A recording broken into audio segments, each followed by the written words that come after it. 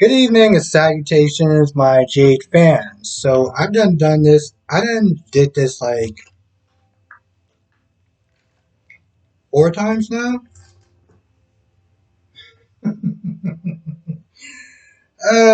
But you know what? I'd rather do it 4 times than just put out anything. Also, I want to thank everyone for their patience. I know it came out a lot later than I wanted it to, and I put out a post saying that the review is going to be a little bit later because, well, I got out of work later. And I just want to thank everyone for their support and understanding. Today and just in general.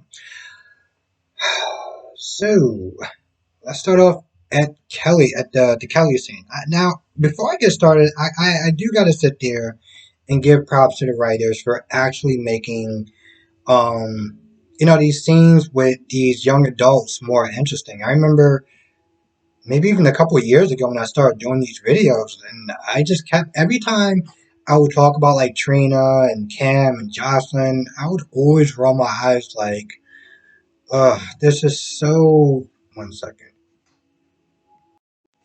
I would always roll my eyes and be like, so unnecessary, and it was so boring, and it was so uninterested.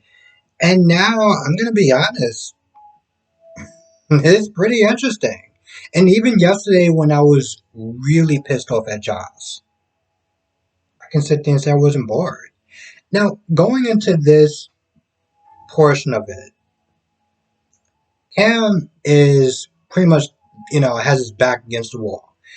He is defending Spencer, but he doesn't want to sit there and continue lying to Jocelyn, and Jocelyn is just pouring it on. Like, I can't believe it's not there defending Spencer, and this, and and you got Trina being like, no, listen, it's not that big of a deal or whatever. Let's just go, whatever. Um, Now, Spencer comes back, and Cam is like, listen, if you don't tell her, I will. Let's be honest. He is getting tired of getting crapped on by his girlfriend. He's also tired of lying, too. But before Spencer can say anything, Officer Rory comes in. And right then and there, that distraction was long enough for Spencer to sit there and come up with a plan of. I have no idea what the hell his plan really was. I mean, okay, so he goats Cam into hitting him by coming at Trina and coming at Trina and Jocelyn talking about, oh, the sex tape was maybe it could have been Jocelyn's idea, or Trina snipped and filmed it or something like that.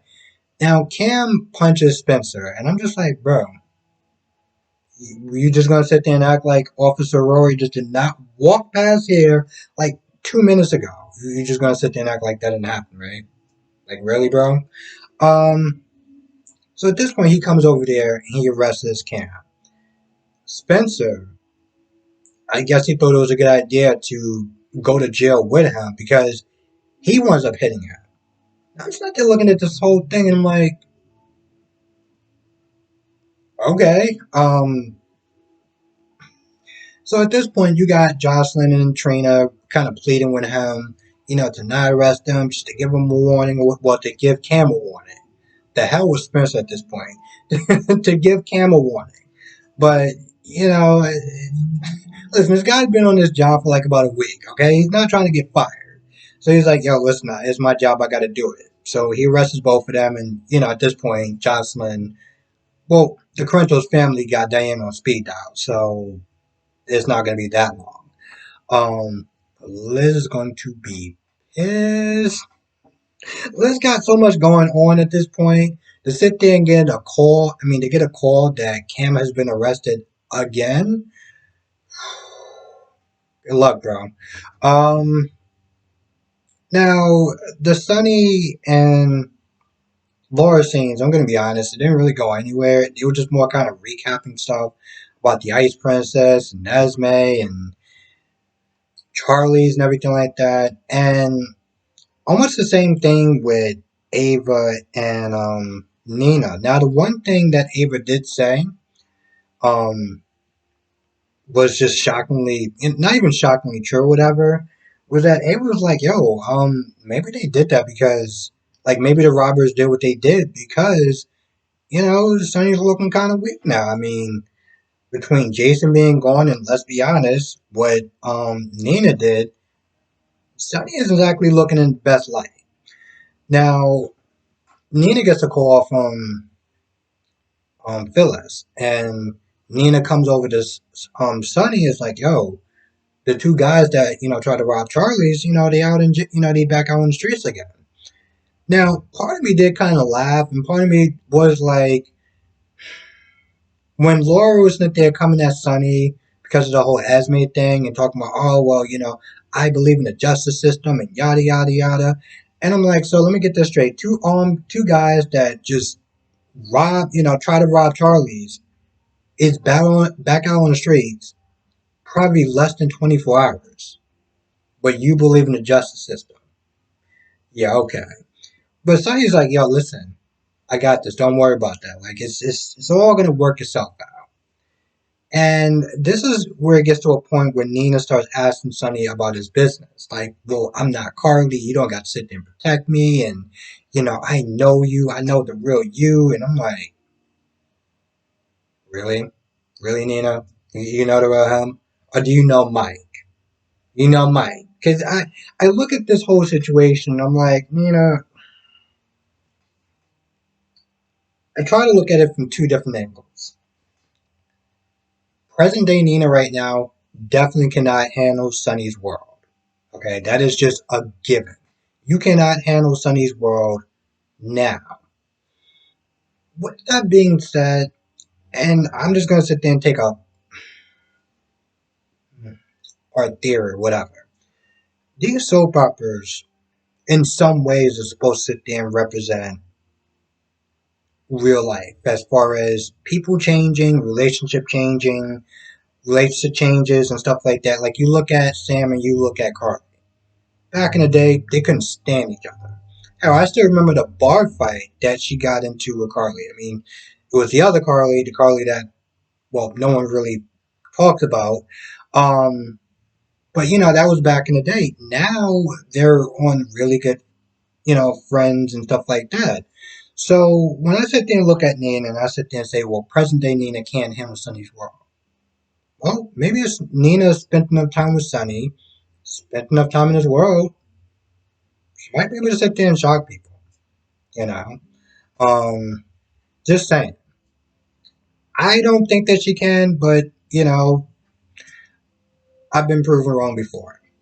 Now, Sonny gets a call, and Sonny apparently goes around the corner and sees one of the guys that got on bail and starts laughing, like, hey, your other friend's going to be joining you, or you're going to be joining your other friend, or whatever. So, this is a play to sit there and try to make sure that Sonny doesn't look weak by always, making sure things get, handled and that he doesn't look weak by retaliating. Still got that gaping hole. Yeah, you could sit there and get a couple of goons to, um, take care of some local thugs or whatever. But you're gonna get a lot more bigger fish. And I mean, Jason's gone, but Brando's still there, and I still think it's a good idea to kind of, get him to the dark side. Just saying. So Harmony is unraveling. She's unraveling. Here's the thing: she was unraveling before she started drinking, and now she is just gone. And Alexis tries to calm her down, tries to ask what's going on, tries to cut her off, on alcohol. But Harmony starts raising her voice. So Carly steps in. Carly's like, yo, what is going on? Like, is everything all right? You good? And tries to de-escalate the situation because Harmony and Willow and family and everything like that, and Sam is not that far behind. Now Alexis does manage to get Harmony to the house because Harmony doesn't want to take charity by staying in one of Carly's hotels. So Alexis gets her home, and Carly's like, yo. The way she was like, yo, you go with that? Like, you go with her just staying with your mom? Like, and Sam was like, hell no. But, given the speech that Alexis was there saying, defending Harmony, she's like, I can't really, I gotta sit there and trust her. I mean, I don't really, I don't trust her, but I trust my mom, and I kind of gotta let her pick her friends or whatever. Um, Now, once again, when Harmony gets back, Harmony continues to unravel at Alexa's house. And, Harmony tries to play it off like, no, I'm just a screw up and this, that, and the third. And, when Alexis tells her about her day and seeing Brendan and having Jordan ask her a bunch of questions, like kind of being a suspect, there's a point again when Harmony's like, no, you didn't kill him, and yada, yada, yada. Carly and Sam gets back to the house. And all they do is try to pretty much kind of de-escalate the situation. Now, there's one point where Carly's like, "Do you want to go outside to get some fresh air? May kind of, get you less drunk or whatever." And Harmony's like, "Why are you being so nice to me for?" This is after Harmony kind of looked at Carly before, like, "Oh, I guess I'm not gonna get the job." I'm like, we all kind of had bad days as far as drinking, so don't count yourself out so soon.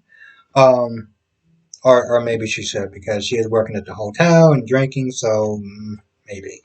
Um, but with that being said, Carly's like, listen, because of what? I mean, because of Willow, your family or whatever. Um, Now Harmony says something along the lines of, I wish I was family, as far as referring to Willow, and Carly's like she just had that look, like, yo, are you serious? Or is that just drunk talk? Like, like what's going on with you? Um, The only thing I do know is that Harmony's gonna be waking up with a giant hangover, and oh my goodness, I can't stand those. I don't understand how people actually have hangovers and go to work the next day. The people that are able to do it, you people are troopers. Nicholas and Esme. It pretty much just kind of played beat for beat as far as Esme continuing to sit there and play Nicholas. Oh, I can't believe that you guys aren't going to be getting, your vows renewed and stuff like that. Like, that's so terrible. I should leave, because I don't want to sit there and be a bother to you and Ava and this, that, and the third.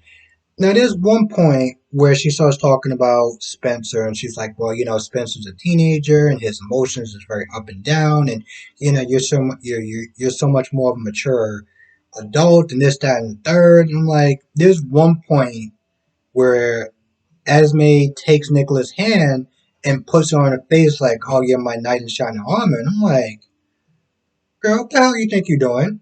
Like, you do realize that if Ava was in that house, she would want to beat the bricks off you. Like, you do realize that you're not pregnant, and that means that she has full, carte blanche to do whatever the hell she wants with you.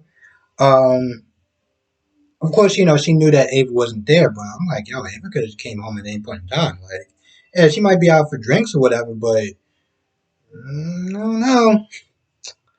Um, no, I don't remember. I don't think I remember talking about Ava and Nina. But to be honest, they didn't really. I think I did. I think yeah, I did. Yeah, I did. Because I actually did sit there and say that Ava said that Sonny is looking weak. Is looking kind of weak according to like her intel or whatever.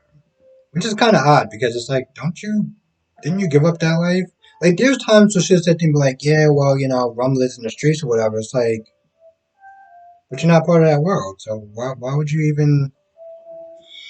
Also, I'm sitting there saying that because I did this review like about 4 or 5 or 6 times. I've just lost count. Um, it's been a day. It's been a day. So I'm trying to make sure that I'm getting a full I'm trying to make sure I'm doing this review right and making sure I'm including everyone that I'm talking about in this review slash recap. So it's like, I know I'm going to sit there and miss somebody. I feel like I've covered everything. I also feel like I might have forgot like maybe one or two things, but for the majority, I think I kind of covered the majority of this episode. And again, for the most part, it was actually pretty good. It was actually pretty interesting. I could have again done without the Sonny and Laura talk because they just pretty much kind of talked about everything that we've already been watching. But to be fair, I understand that they got to sit there and kind of catch people up on stuff if they're new to the show. Um, so I get that, and it was sort of the same thing with Ava and Nina. Like we just kind of talked about the same things that we already like. we already we already kind of knew about. And I think I did sit there and say Cam and Spencer got arrested because well, Cam is an idiot. I'm literally like, bro, what is it with the men in Port Charles that decide they want to start punching people in the face when you got cops like not that far from you? You know? At least with Michael, I could be like, all right, bro, this guy has money, privilege, and Spencer is privileged, but Cam, I'm like, bro, really? Um, Also, before I go, I want to thank everyone for just your patience and your understanding because I got out of work a lot later than I wanted to, and I was gonna watch it. I was like, I'm still gonna sit there and do the review anyway. Um, Now, as far as days is concerned, I'm probably not gonna wind up doing a review on it because it's already hella late, and just, I actually tell the truth, I'm tired as hell, and I was gonna sit there and say I'm tired as f, but I think you kind of get what I'm saying. But yeah, but I was like, I want to sit there and at least do this review. And if you also watch my B&B reviews, I'm just gonna watch both of the episodes tomorrow and just kind of just do an overall review on both of them because I'm like, they're 18 minutes long and they really don't have a lot that they like go over. So I figure I'll just do both of them tomorrow. Anyway, I think that's about it for the most part. But again, I want to thank everyone for your patience, your understanding, and just your support in general, because that means the world to me. You know, 'cause the best part of my days is actually being able to talk about these reviews. I mean, talk about these episodes. Because even if the episode is not really that great, I always have a great time just doing these reviews. So anyway, with that being said, I'm gonna go. I want to thank you for watching. Be safe. Let me know what your thoughts are in the comment section below. And I'll see you in the next video.